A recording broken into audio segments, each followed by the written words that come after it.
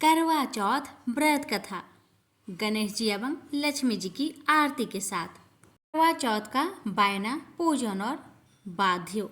इस दिन व्रत करके पटरे पर जल का एक लोटा भरकर रख ले। फिर बायना रखने के लिए खांड का या मिट्टी का करवा ले और ढक्कन में चीनी भर ले। उस पर 1 रुपया रख दे। रोली, चावल, गुड़ आदि से श्री गणेश जी का पूजन करें। इससे पहले करवे पर रोली से सातिया बनाकर 13 बिंदी लगाए। फिर 13 दाने गेहूं के हाथ में लेकर कहानी सुनने के बाद करवे पर हाथ फेरकर अपनी सासू जी के पैर में पड़कर वो करवा उनको दे दे। इसके बाद 13 दाने गेहूं के और पानी का 1 लोटा अलग रख ले। रात्रि को जब चंद्रमा निकल आए तो चंद्रमा को अर्घ्य देकर बाद में भोजन कर ले। यदि बहन या पुत्री कहीं दूर बाहर रहती हो तो करवा, गेहूं, चीनी सहित 1 रुपये नकद रखकर उनके पास पहुंचाते। करक चतुर्थी अर्थात करवा चौथ की कथा। सनातन धर्म की प्रथा के अनुसार करक चतुर्थी अर्थात करवा चौथ कार्तिक मास के कृष्ण पक्ष की चतुर्थी को कहते हैं। सुहागवती स्त्रियों के लिए यह बहुत श्रेष्ठ व्रत है। स्त्रियां इस व्रत को अपने पति के दीर्घजीवी होने के लिए करती है। इस दिन सुहागिन स्त्रियां चावल पीसकर दीवार पर करवा चौथ बनाती है, जिसे वर कहते हैं। इस करवा चौथ में पति के अनेक रूप बनाए जाते हैं तथा सुहाग की वस्तु जैसे चूड़ी, बिंदी, बिछुआ, मेहंदी और महावर आदि के साथ साथ दूध देने वाली गाय, करुआ बेचने वाली कुम्हारी, महावर लगाने वाली नाइन, चूड़ी पहनाने वाली मणिहारिन, 7 भाई और उनकी एकलौती बहन, सूर्य, चंद्रमा, गौरी और पार्वती आदि देवी देवताओं के भी चित्र बनाए जाते हैं। सुहागिन स्त्रियों को इस दिन निर्जल व्रत रखना चाहिए। रात्रि को जब चंद्रमा निकल आए तब उसे अर्घ्य देकर भोजन करना चाहिए। पीली मिट्टी की गौरा बनाकर उनका पूजन करना चाहिए। यदि दीवार पर करवा चौथ बनाने में कोई असुविधा हो तो करवा चौथ का चित्र बाजार से लाकर दीवार पर चिपकाया जा सकता है। करवा चौथ व्रत कथा।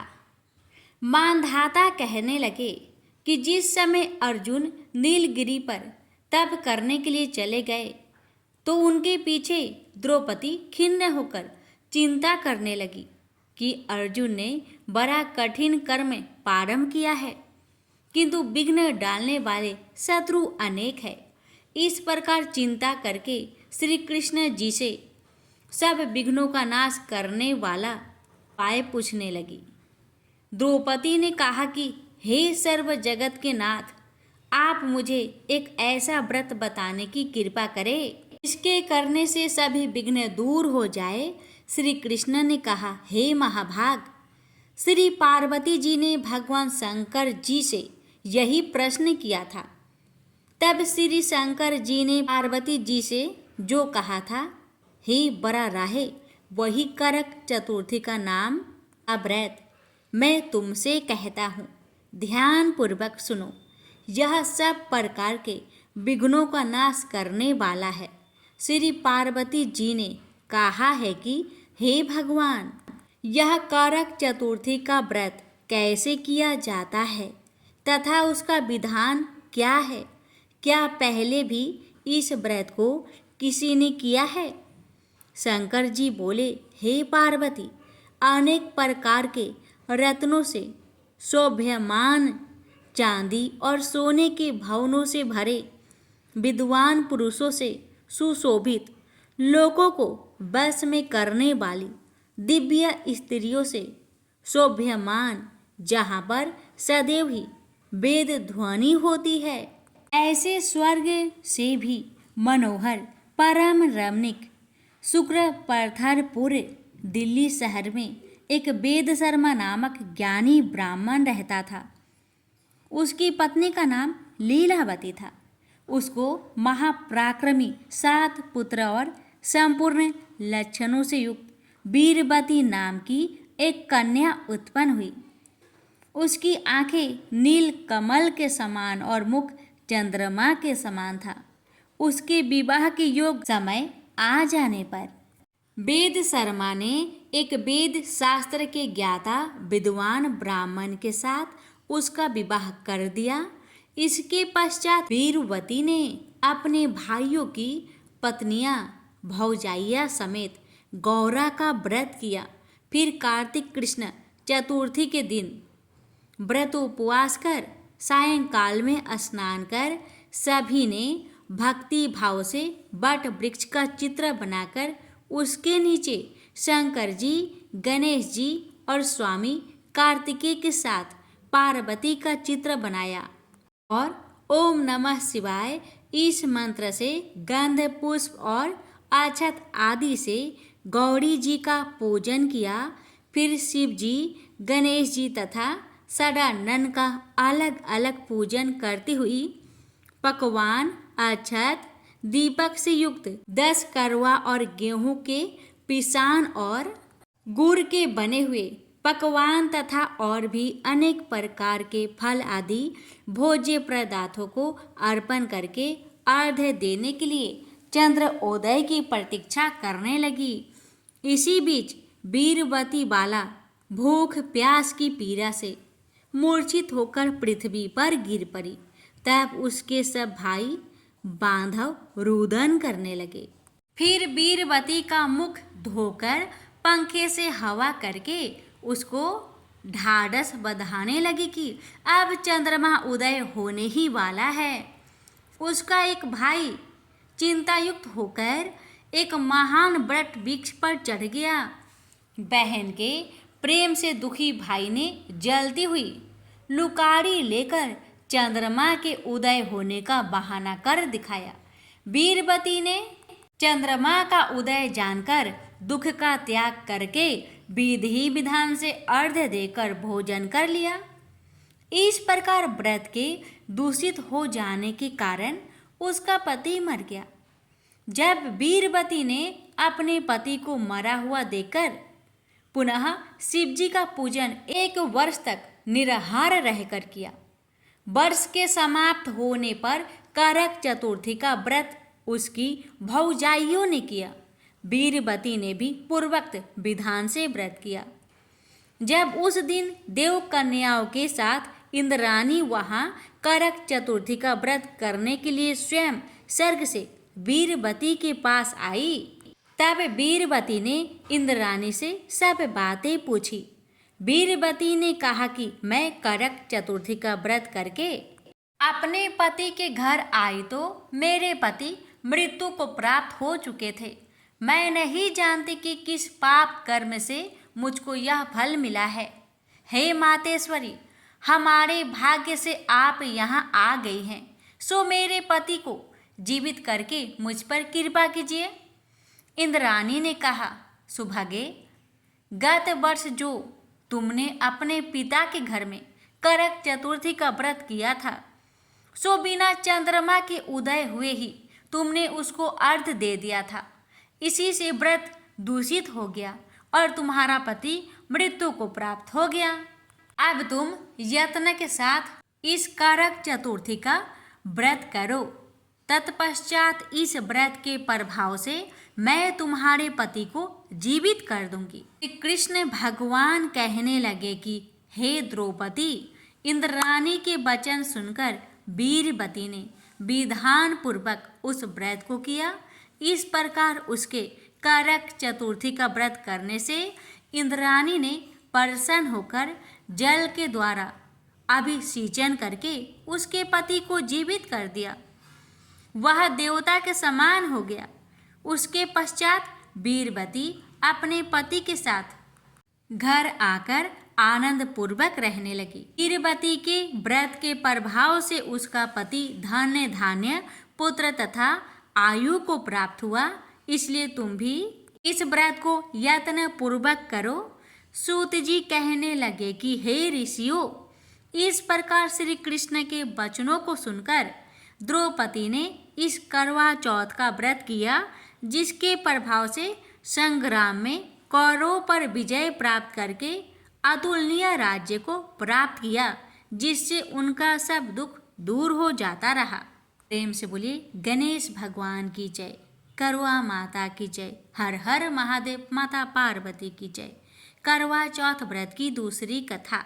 एक साहूकार था जिसके बेटे और एक बेटी थी।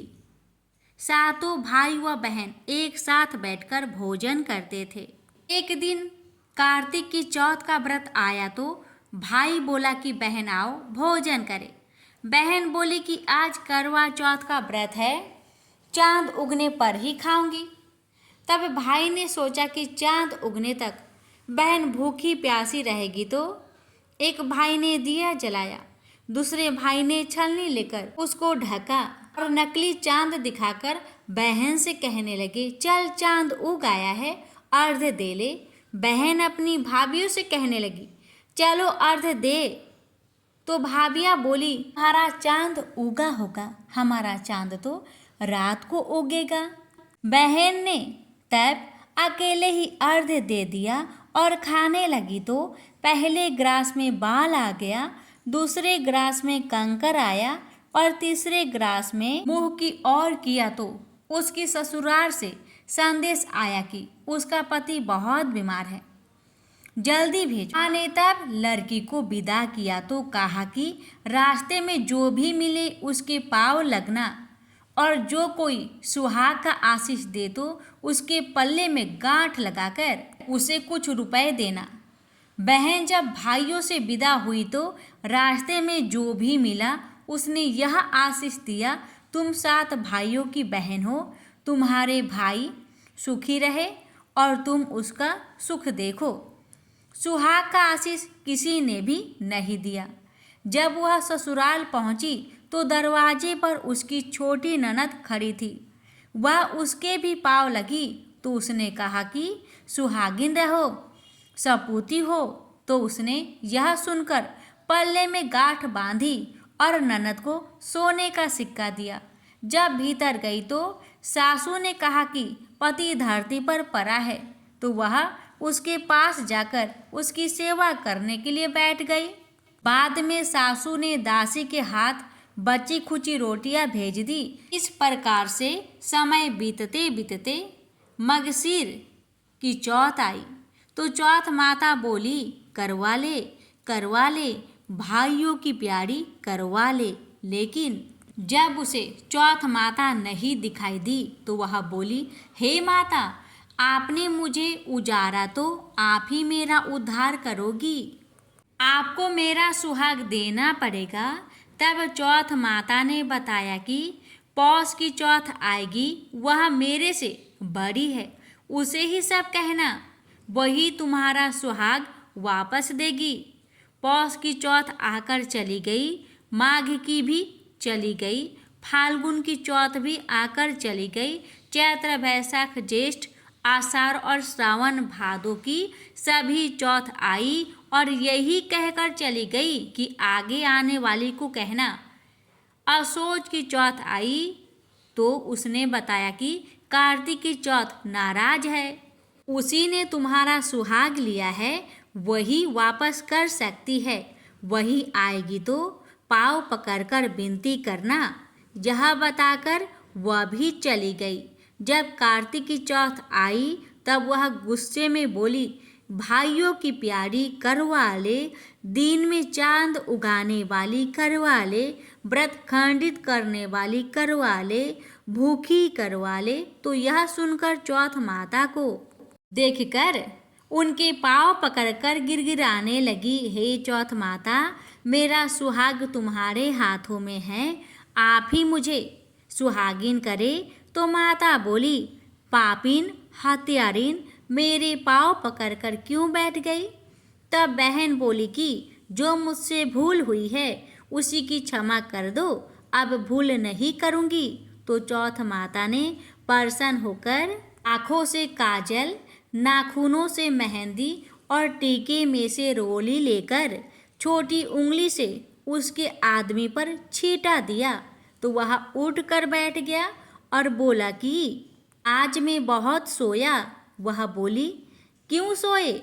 मुझे तो 12 महीने हो गए। अब जाकर चौथ माता ने मेरा सुहाग लौटाया। तब उसने कहा कि जल्दी से माता का पूजन करो। जब चौथ की कहानी सुनी, करवा पूजन किया तो प्रसाद खाकर दोनों पति पत्नी चौपर खेलने बैठ गए। नीचे से दासी आई, उसने उन दोनों को चौपर पासे से खेलते देखा तो उसने सासू जी को जाकर बताया। तब से सारे गांव में यह बात प्रसिद्ध हो गई कि सब स्त्रियां चौथ का व्रत करें तो सुहाग अटल रहेगा। जिस तरह से साहूकार की बेटी को सुहाग दिया, उसी तरह से चौथ माता सबको सुहागिन रखे। यही करवा चौथ के उपवास की सनातन महिमा है। प्रेम से बोलिए, हर हर महादेव। माता पार्वती की जय, गौरी गणेश की जय, करवा माता की जय, चौथ माता की जय। करवा चौथ व्रत कथा तीसरी कहानी। प्राचीन काल में करवा नाम की एक प्रतिव्रता स्त्री अपने पति के साथ नदी किनारे एक गांव में रहती थी। कार्तिक मास के कृष्णा पक्ष की चतुर्थी चौथ के दिन उसका पति नदी में स्नान करने गया। स्नान करते समय एक मगरमच्छ ने उसका पैर पकड़ लिया। वह करवा करवा नाम लेकर मदद के लिए चिल्लाने लगा। उसकी आवाज सुनकर उसकी पत्नी दौड़कर आई और उसने मगरमच्छ को कच्चे धागे से बांध दिया। मगरमच्छ को बांधकर यह यमराज के यहाँ पहुंची और यमराज से बोली, भगवान, मगरमच्छ ने मेरे पति का पैर पकड़ लिया है, अतः पैर पकड़ने के अपराध में आप अपने बल से उस मगरमच्छ को नरक में ले जाओ। यमराज ने कहा, अभी मगरमच्छ की आयु शेष है, अतः मैं उसे नहीं मार सकता। इस पर करवा ने कहा, यदि आप ऐसा नहीं करेंगे तो मैं आपको श्राप देकर नष्ट कर दूंगी। यह सुनकर यमराज डर गए और उस पतिव्रता स्त्री करवा के साथ जाकर मगरमच्छ को उन्होंने यमपुरी भेज दिया और करवा के पति को दीर्घ आयु प्रदान की। उसी दिन से यह करवा चौथ मनाई जाती है और सुहागिन स्त्रियों के द्वारा व्रत रखा जाता है। हे करवा माता, जैसे आपने अपने पति की रक्षा की, वैसे सबकी पति की रक्षा करना। प्रेम से बोलिए, करवा माता की जय। अब आइए श्रवण करें करवा चौथ व्रत कथा की चौथी कहानी। एक ब्राह्मण परिवार में 7 बहुएं थी। 6 बहुओं के मायके वाले बहुत अमीर थे। इसी कारण उनके ससुराल में उनका बड़ा मान था, परंतु छोटी के मायके में कोई न था। वह घर का सारा कामकाज करती, सबकी सेवा करती, पर कोई भी उससे प्यार नहीं करता। सभी उसे दुत्कारते रहते। तीज त्योहारों पर भी जब उसके मायके से कोई न आता तो वह बहुत दुखी होती। हर वर्ष की तरह इस वर्ष भी करवा चौथ का व्रत आया। अन्य बहुओं के मायकों से उनके भाई करवा लेकर आए, पर छोटी के मायके में यदि कोई होता तो करवा लेकर आता। सासू भी छोटी को खरी खोटी सुना रही थी। वह दुखी होकर घर से निकल पड़ी और जंगल में जाकर रोने लगी। एक नाग बहुत देर से उसका रोना सुनता रहा। अंत में वह अपने बिल से निकल आया तथा छोटी से पूछने लगा, बेटी क्या बात है, तुम क्यों रो रही हो? छोटी बोली, आज करवा चौथ है, मेरा कोई भाई नहीं है। यदि मेरा कोई भाई होता तो आज जरूर करवा लेकर आता। नाग को छोटी पर दया आई। नाग ने कहा, बेटी तुम घर चलो, मैं अभी करवा लेकर आता हूँ। थोड़ी देर बाद नाग उसके ससुराल पहुँचा। ससुराल वाले इतना सामान देखकर चकित हो गए। सासू जी भी प्रसन्न हो गई। तब सासू जी ने प्रसन्न मन से छोटी को नाग देवता के साथ भेज दिया। नाग देवता ने छोटी को अपना सारा महल दिखाया और कहा, जितने दिन चाहो आराम से रहो, मन चाहा खाओ और मन चाहा पहनो, पर एक बात की याद रखना, सामने रखी नाद को कभी मत खोलना। छोटी सारा समय महल में आराम से काटती, पर नाद के बारे में उसकी उत्सुकता बढ़ती जाती। एक दिन जब घर में कोई न था, उसने नाद को उठाकर देखा तो हजारों छोटे छोटे सांप के बच्चे इधर उधर रेंगने लगे। उसने जल्द ही नाद ढक दी। जल्दी में एक सांप की पूंछ नाद के नीचे आकर कट गई। शाम को नाग के आने पर छोटी ने अपनी गलती स्वीकार कर ली। नाग ने उसे क्षमा कर दिया। अब छोटी के ससुराल में उसकी बड़ी इज्जत होने लगी। जिस सांप की पूंछ कटी थी उसे अब सभी बांडा कहकर तंग करते। एक दिन उसने अपनी माँ से पूछा कि मेरी पूंछ कैसे कटी है। माँ ने कहा कि छोटी के नाद उठाने से जल्दी में ही तुम्हारी पूंछ कट गई। तो वह बोला कि मैं छोटी से बदला लूँगा। माँ के बहुत समझाने पर भी वह एक दिन चुपचाप छोटी के घर जाकर छुप गया और मौका पाकर उसे काटने की सोचने लगा। वह छोटी और उसकी सासू में किसी बात पर बहस हो रही थी। छोटी कसम खा खा कर कह रही थी कि मैंने ऐसा नहीं किया। वह कह रही थी कि मुझे बांडा भैया से प्यारा कोई नहीं है। उन्हीं की कसम खाकर कहती हूँ कि मैंने ऐसा नहीं किया। बांडा भैया ने जब ऐसा सुना तो सोचने लगा, जो मुझसे इतना प्यार करती है मैं उसी को काटने आया हूँ। वह चुपचाप चला गया। माँ ने पूछा, ले आए बहन से बदला? वह कहने लगा, माँ बहन से कैसा बदला? तभी से बांडा भाई व छोटी बहन हुए। भाई प्रतिवर्ष चौथ के दिन करवा लेकर जाता। वह बहन बड़े प्यार से करवा चौथ का व्रत करती। प्रेम से बोलिए, करवा चौथ माता की जय। हर हर महादेव। माता पार्वती की जय। गौरी गणेश की जय। करवा चौथ की उजमन करने के लिए एक थाली में 13 जगह 4 पूरी और थोड़ा सा सीरा रख ले। उसके ऊपर एक साड़ी, ब्लाउज और रुपए श्रद्धा अनुसार रख ले। फिर उस थाली के चारों ओर रोली चावल से हाथ फेरे और उसको सासू जी के पाँव पड़कर उन्हें दे दे। इसके बाद 13 ब्राह्मण को भोजन कराए और दक्षिणा देकर तथा टीका लगाकर उन्हें विदा करे। अब श्रवण करते हैं गणेश जी की आरती। आपसे निवेदन है इस वीडियो को ज़्यादा से ज़्यादा शेयर करें। गणेश जी की आरती।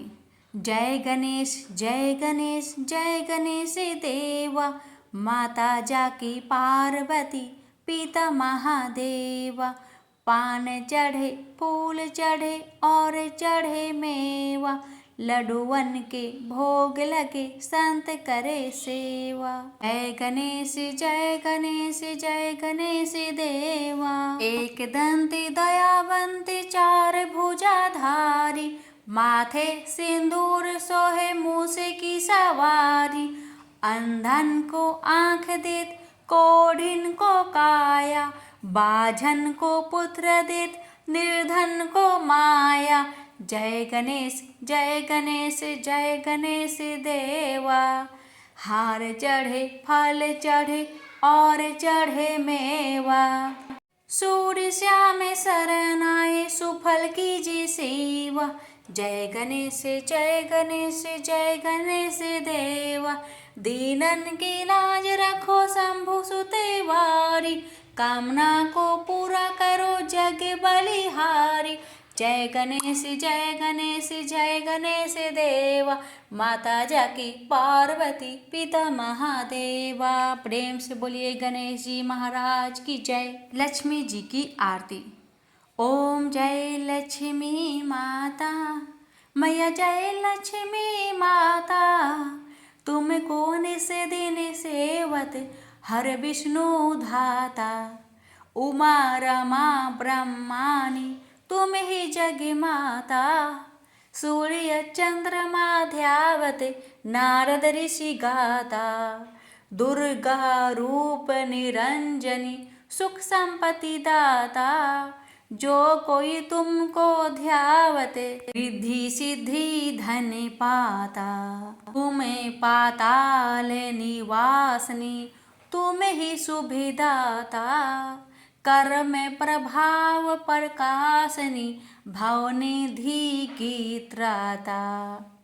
जिस घर में तुम रहती सब सतगुण आता। सब संभव हो जाता मन नहीं घबराता। तुम बिन यज्ञ न होवे वस्त्र न कोई पाता। खाने पान का वैभव सब तुमसे आता।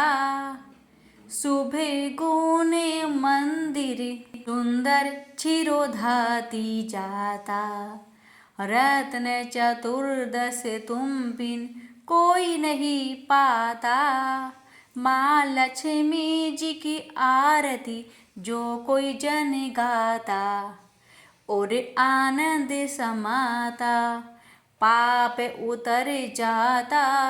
स्थिर चरे जगत रचाए शुभ कर्म नर लाता। ओम जय लक्ष्मी माता, मैया जय लक्ष्मी माता। प्रेम से बोलिए लक्ष्मी मैया की जय।